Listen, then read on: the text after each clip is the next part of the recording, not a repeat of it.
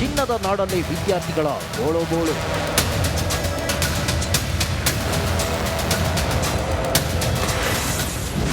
ಉಸಿರುಗಟ್ಟಿಸೋ ಕೋಣೆಯಲ್ಲಿ ಪಾಠ ಮಾಡ್ತಿದ್ರು. ಎಸ್, ಇದು ನಗರದ ಹೃದಯ ಭಾಗದಲ್ಲಿದ್ದ ಅಂಗನವಾಡಿ ಹಾಗೂ ಸರ್ಕಾರಿ ಕಿರಿಯ ಪ್ರಾಥಮಿಕ ಶಾಲೆ. ಅದು ಮುರಿದು ಬಿದ್ದು 4 ವರ್ಷ ಕಳೆದಿತ್ತು. ಹಾಗಾಗಿ ಲೋಕೋಪಯೋಗಿ ಇಲಾಖೆಯ ವಸತಿ ಮನೆಯಲ್ಲಿ ಸರ್ಕಾರಿ ಶಾಲೆಯನ್ನ ನಡೆಸಲಾಗ್ತಿತ್ತು. ಅದು ಕೂಡ ಉಸಿರುಗಟ್ಟಿದ ವಾತಾವರಣದಲ್ಲಿ. ಹೌದು, ಕೋಲಾರ ನಗರದ ಗಂಗಮ್ಮನಪಾಳ್ಯ ಸರ್ಕಾರಿ ಶಾಲೆಯ ಮಕ್ಕಳಿಗೆ ಸ್ವಂತ ಕಟ್ಟಡ ಇರಲಿಲ್ಲ. ವಸತಿ ಮನೆಯ ಕೋಣೆಯಲ್ಲಿ ತಮ್ಮ ಬ್ಯಾಗ್ಗಳನ್ನು ಹೊರಗಿಟ್ಟು ಮಕ್ಕಳು ಕಲಿಯಬೇಕಿತ್ತು. ಶಾಲೆಗಿದ್ದ ಕಟ್ಟಡವನ್ನ ರಸ್ತೆ ಅಗಲೀಕರಣದ ವೇಳೆ ಕಾಂಪೌಂಡ್ ತೆರವು ಮಾಡಿದ್ರು.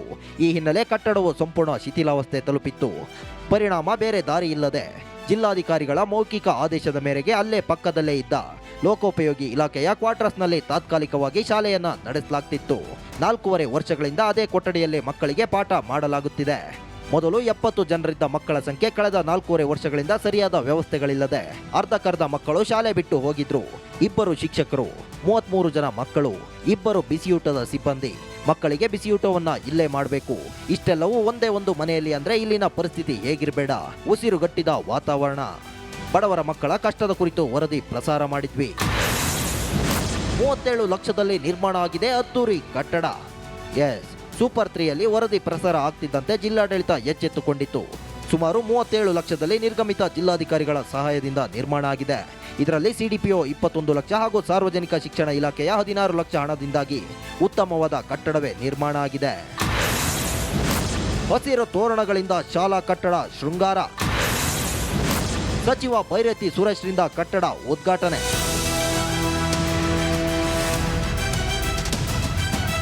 ಶಾಲಾ ಕಟ್ಟಡದ ಉದ್ಘಾಟನೆಯನ್ನ ಧಾಮ್ ಧೂಮಾಗಿ ಮಾಡಲಾಯಿತು.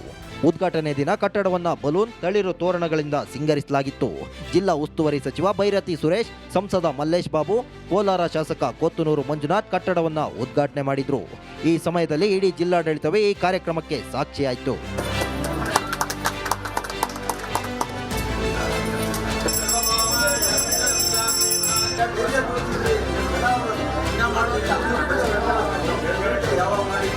ಸುಮಾರು 35 ಲಕ್ಷ ವೆಚ್ಚದಲ್ಲಿ 36 ಲಕ್ಷದ ವೆಚ್ಚದಲ್ಲಿ ಶಾಲೆ ಮಾಡಿದ್ದಾರೆ.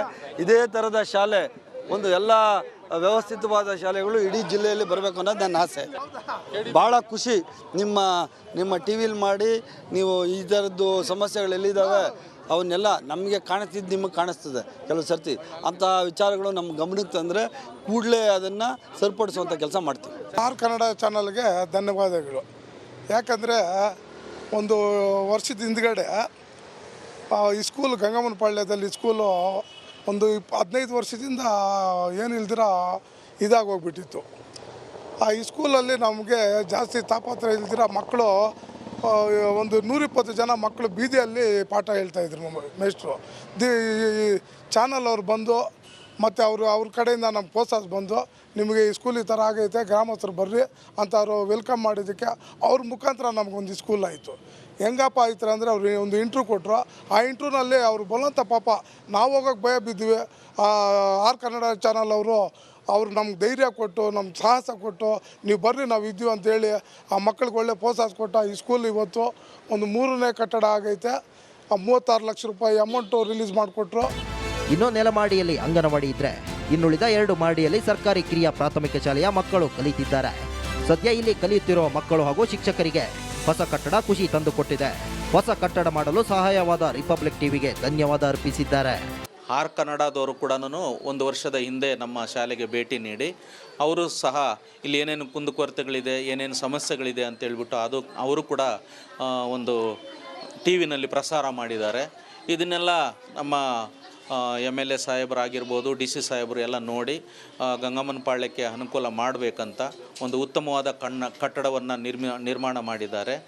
ಟಿ ವಿ ಮಾಧ್ಯಮಗಳಲ್ಲಿ ವರದಿ ಬಂದ ಕೂಡಿದ ತಕ್ಷಣ ಜಿಲ್ಲಾಡಳಿತ ಮತ್ತು ನಮ್ಮ ಶಿಕ್ಷಣ ಇಲಾಖೆ 2 ಒಟ್ಟುಗೂಡಿ ಚರ್ಚೆ ಮಾಡಿ ನಮ್ಮ ಶಾಲೆಯಲ್ಲಿದ್ದಂತಹ ಅನುದಾನ ಹಾಗೂ ಮಹಿಳಾ ಮತ್ತು ಮಕ್ಕಳ ಅಭಿವೃದ್ಧಿ ಇಲಾಖೆಯಲ್ಲಿರ್ತಕ್ಕಂಥ ಅನುದಾನವನ್ನು ಇದಕ್ಕೆ ಬಳಸಿಕೊಂಡು ನಿರ್ಮಿತಿ ಕೇಂದ್ರ ಏಜೆನ್ಸಿಯವರು ಮಾನ್ಯ ಜಿಲ್ಲಾಧಿಕಾರಿಗಳು ಫಿಕ್ಸ್ ಮಾಡಿ ಒಳ್ಳೆಯ ಸುಸಜ್ಜಿತವಾದಂತಹ ಕಟ್ಟಡ ಕಟ್ಟಿದೆ.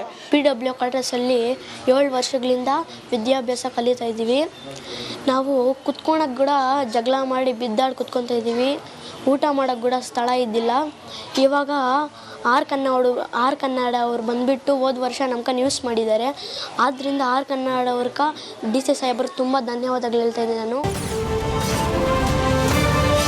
ಚಿನ್ನದ ನಾಡಲ್ಲಿ ವಿದ್ಯಾರ್ಥಿಗಳ ಗೋಳು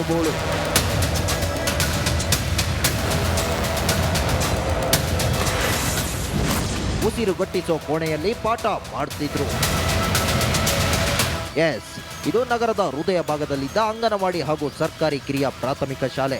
ಅದು ಮುರಿದು ಬಿದ್ದು 4 ವರ್ಷ ಕಳೆದಿತ್ತು.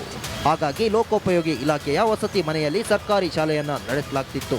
ಅದು ಕೂಡ ಉಸಿರುಗಟ್ಟಿದ ವಾತಾವರಣದಲ್ಲಿ.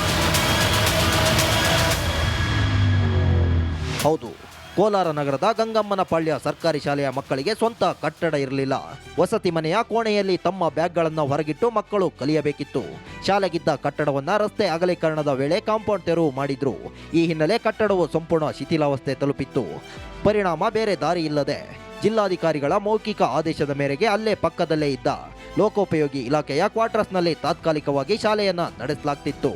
4.5 ವರ್ಷಗಳಿಂದ ಅದೇ ಕೊಠಡಿಯಲ್ಲೇ ಮಕ್ಕಳಿಗೆ ಪಾಠ ಮಾಡಲಾಗುತ್ತಿದೆ.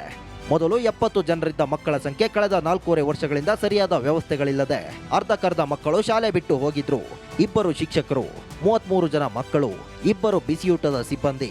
ಮಕ್ಕಳಿಗೆ ಬಿಸಿಯೂಟವನ್ನ ಇಲ್ಲೇ ಮಾಡಬೇಕು. ಇಷ್ಟೆಲ್ಲವೂ ಒಂದೇ ಒಂದು ಮನೆಯಲ್ಲಿ ಅಂದ್ರೆ ಇಲ್ಲಿನ ಪರಿಸ್ಥಿತಿ ಹೇಗಿರಬೇಡ. ಉಸಿರುಗಟ್ಟಿದ ವಾತಾವರಣ. ಬಡವರ ಮಕ್ಕಳ ಕಷ್ಟದ ಕುರಿತು ವರದಿ ಪ್ರಸಾರ ಮಾಡಿದ್ವಿ. 37 ಲಕ್ಷದಲ್ಲಿ ನಿರ್ಮಾಣ ಆಗಿದೆ ಅದ್ದೂರಿ ಕಟ್ಟಡ. ಎಸ್, ಸೂಪರ್ 3ಯಲ್ಲಿ ವರದಿ ಪ್ರಸಾರ ಆಗ್ತಿದ್ದಂತೆ ಜಿಲ್ಲಾಡಳಿತ ಎಚ್ಚೆತ್ತುಕೊಂಡಿತ್ತು. ಸುಮಾರು 37 ಲಕ್ಷದಲ್ಲಿ ನಿರ್ಗಮಿತ ಜಿಲ್ಲಾಧಿಕಾರಿಗಳ ಸಹಾಯದಿಂದ ನಿರ್ಮಾಣ ಆಗಿದೆ. ಇದರಲ್ಲಿ ಸಿಡಿಪಿಒ 21 ಲಕ್ಷ ಹಾಗೂ ಸಾರ್ವಜನಿಕ ಶಿಕ್ಷಣ ಇಲಾಖೆಯ 16 ಲಕ್ಷ ಹಣದಿಂದಾಗಿ ಉತ್ತಮವಾದ ಕಟ್ಟಡವೇ ನಿರ್ಮಾಣ ಆಗಿದೆ.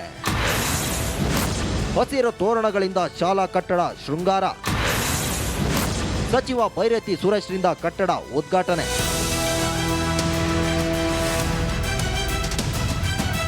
ಶಾಲಾ ಕಟ್ಟಡದ ಉದ್ಘಾಟನೆಯನ್ನ ಧಾಮ್ ಧೂಮಾಗಿ ಮಾಡಲಾಯಿತು. ಉದ್ಘಾಟನೆ ದಿನ ಕಟ್ಟಡವನ್ನ ಬಲೂನ್, ತಳಿರು ತೋರಣಗಳಿಂದ ಸಿಂಗರಿಸಲಾಗಿತ್ತು. ಜಿಲ್ಲಾ ಉಸ್ತುವಾರಿ ಸಚಿವ ಬೈರತಿ ಸುರೇಶ್, ಸಂಸದ ಮಲ್ಲೇಶ್ ಬಾಬು, ಕೋಲಾರ ಶಾಸಕ ಕೊತ್ತನೂರು ಮಂಜುನಾಥ್ ಕಟ್ಟಡವನ್ನ ಉದ್ಘಾಟನೆ ಮಾಡಿದ್ರು.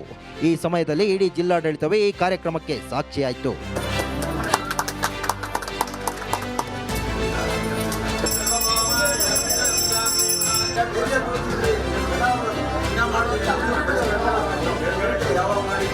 ಸುಮಾರು 35 ಲಕ್ಷ ವೆಚ್ಚದಲ್ಲಿ 36 ಲಕ್ಷದ ವೆಚ್ಚದಲ್ಲಿ ಶಾಲೆ ಮಾಡಿದ್ದಾರೆ. ಇದೇ ಥರದ ಶಾಲೆ, ಒಂದು ಎಲ್ಲ ವ್ಯವಸ್ಥಿತವಾದ ಶಾಲೆಗಳು ಇಡೀ ಜಿಲ್ಲೆಯಲ್ಲಿ ಬರಬೇಕು ಅನ್ನೋದು ನನ್ನ ಆಸೆ. ಭಾಳ ಖುಷಿ. ನಿಮ್ಮ ಟಿ ವಿಲಿ ಮಾಡಿ ನೀವು ಈ ಥರದ್ದು ಸಮಸ್ಯೆಗಳು ಎಲ್ಲಿದ್ದಾವೆ ಅವನ್ನೆಲ್ಲ ನಮಗೆ ಕಾಣಿಸ್ತಿದ್ದು ನಿಮಗೆ ಕಾಣಿಸ್ತದೆ. ಕೆಲವು ಸರ್ತಿ ಅಂಥ ವಿಚಾರಗಳು ನಮ್ಮ ಗಮನಕ್ಕೆ ತಂದರೆ ಕೂಡಲೇ ಅದನ್ನು ಸರಿಪಡಿಸುವಂಥ ಕೆಲಸ ಮಾಡ್ತೀವಿ. ಆರ್ ಕನ್ನಡ ಚಾನಲ್ಗೆ ಧನ್ಯವಾದಗಳು. ಯಾಕಂದರೆ ಒಂದು ವರ್ಷದ ಹಿಂದ್ಗಡೆ ಈ ಸ್ಕೂಲ್ ಗಂಗಮ್ಮನ ಪಾಳ್ಯದಲ್ಲಿ ಸ್ಕೂಲು ಒಂದು 15 ವರ್ಷದಿಂದ ಏನು ಇಲ್ದಿರ ಇದಾಗೋಗ್ಬಿಟ್ಟಿತ್ತು. ಈ ಸ್ಕೂಲಲ್ಲಿ ನಮಗೆ ಜಾಸ್ತಿ ತಾಪತ್ರ ಇಲ್ದಿರ ಮಕ್ಕಳು ಒಂದು 120 ಜನ ಮಕ್ಕಳು ಬೀದಿಯಲ್ಲಿ ಪಾಠ ಹೇಳ್ತಾಯಿದ್ರು ಮೇಷ್ಟ್ರು. ಚಾನಲ್ ಅವ್ರು ಬಂದು ಮತ್ತು ಅವ್ರ ಕಡೆಯಿಂದ ನಮ್ಮ ಪೋಸ್ಟರ್ಸ್ ಬಂದು ನಿಮಗೆ ಈ ಸ್ಕೂಲ್ ಈ ಥರ ಆಗೈತೆ, ಗ್ರಾಮಸ್ಥರು ಬರ್ರಿ ಅಂತ ಅವರು ವೆಲ್ಕಮ್ ಮಾಡಿದ್ದಕ್ಕೆ ಅವ್ರ ಮುಖಾಂತರ ನಮಗೊಂದು ಸ್ಕೂಲ್ ಆಯಿತು. ಹೆಂಗಪ್ಪ ಆಯ್ತು ಅಂದರೆ ಅವ್ರು ಒಂದು ಇಂಟ್ರ್ಯೂ ಕೊಟ್ಟರು. ಆ ಇಂಟ್ರ್ಯೂನಲ್ಲಿ